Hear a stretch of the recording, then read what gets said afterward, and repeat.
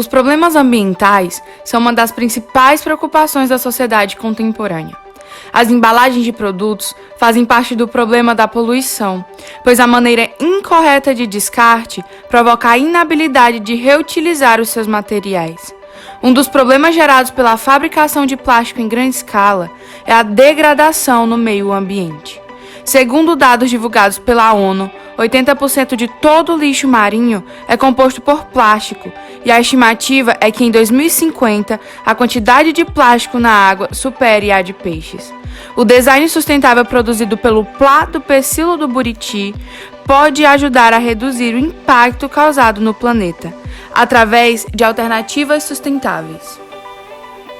Diante de todo esse problema apresentado, a minha pesquisa tem como título Nanotecnologia biobaseada no pecíolo da Mauritia flexuosa para aplicação em design sustentável, que tem como objetivo extrair nanocristais da celulose do pecíolo do buriti com potencial para a produção tecnológica do design sustentável. Eu sou Ana Beatriz, tenho 16 anos, estudo no 2º ano do ensino médio na Escola Artseb, em Imperatriz, Maranhão, Brasil. E para que eu conseguisse alcançar os meus objetivos, desenvolvi diferentes metodologias. Vem conhecer um pouco comigo!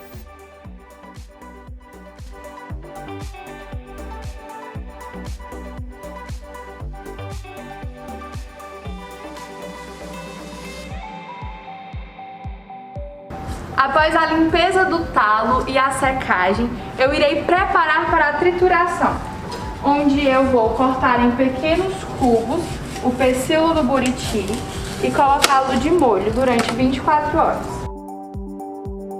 Colocando em água potável de molho. 24 horas depois, eu irei fazer a trituração do pecíolo que já estava de molho em água potável. Após a trituração do pecíolo do buriti em liquidificador, foi transformado em pó, o poliácido lático, que foi branqueado para a extração dos nanocristais. Para o branqueamento do poliácido lático, foi utilizado 500 gramas do pó de PB, misturado em 1 litro de água destilada, acrescentando 60 gramas de tensoativo aniônico alcalinizante, 120 gramas de percarbonato de sódio, 40 gramas de amônio persulfato e 300 ml de peróxido de hidrogênio. Essa mistura ela foi homogeneizada em um liquidificador durante 5 minutos e logo após foi colocada em descanso por 1 hora e levado para a estufa durante 4 horas em 35 graus Celsius.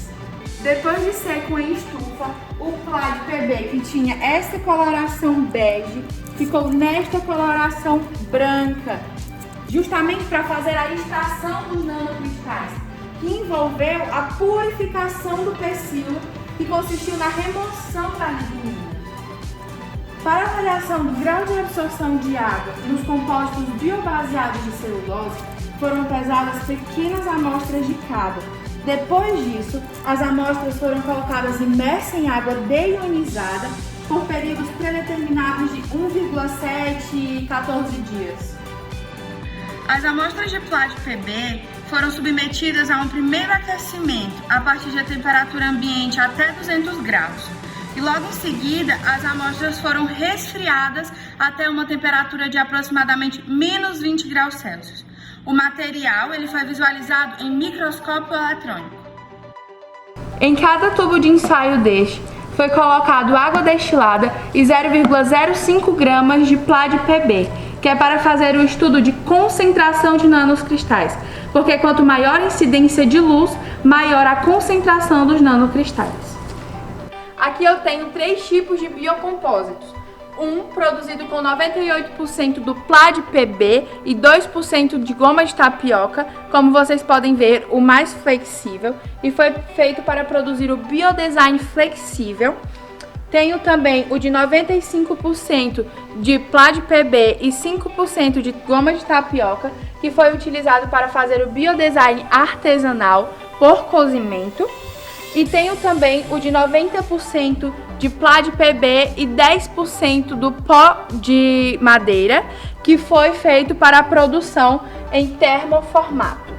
Lembrando que todo esse material é biodegradável em solo e água, e até mesmo as colorações são feitas com extrato de frutos e de folhas. Para que eu pudesse chegar nos meus resultados, realizei diferentes experimentos e um deles foi a comparação entre a fibra de buriti e a fibra de vidro, na qual tive 3 importantes resultados, que a fibra de buriti ela é renovável, reciclável e tem uma eliminação biodegradável, diferente da fibra de vidro. Mas qual a importância desse teste? É justamente para mostrar que pode sim ser desenvolvido um biodesign a partir do pecíolo do buriti.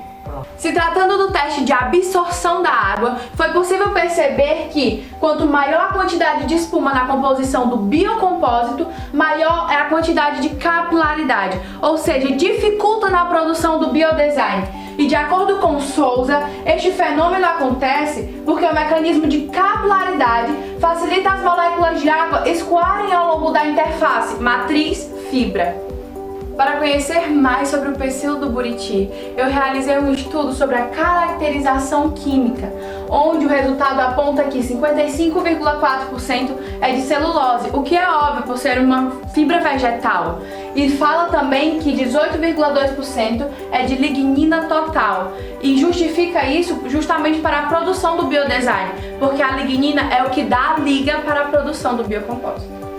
Nas análises de dispersão de nanocristais obtidos a partir do pecíolo do buriti, mostra que quanto maior a dispersão de luz, maior é a quantidade de nanocristais. E é mais um resultado que mostra que pode sim ser desenvolvido uma nanotecnologia a partir do pecíolo do buriti.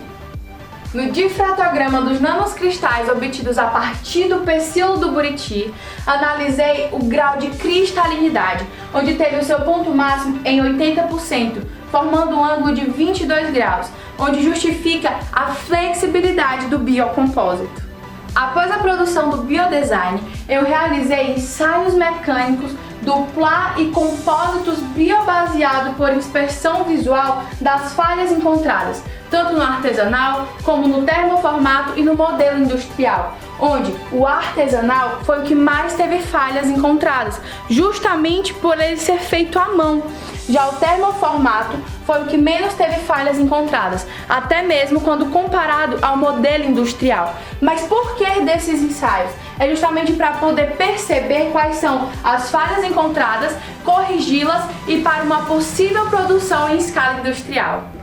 No ensaio mecânico do plá e compósito biobaseado em tração, que foi realizado para verificar a resistência do produto, aponta que quanto mais puro é o plá, maior é a tensão, ou seja, maior é a resistência. E o plá de PB com 98% e 2% da goma de tapioca tem um maior alongamento, ou seja, uma maior flexibilidade com 20%.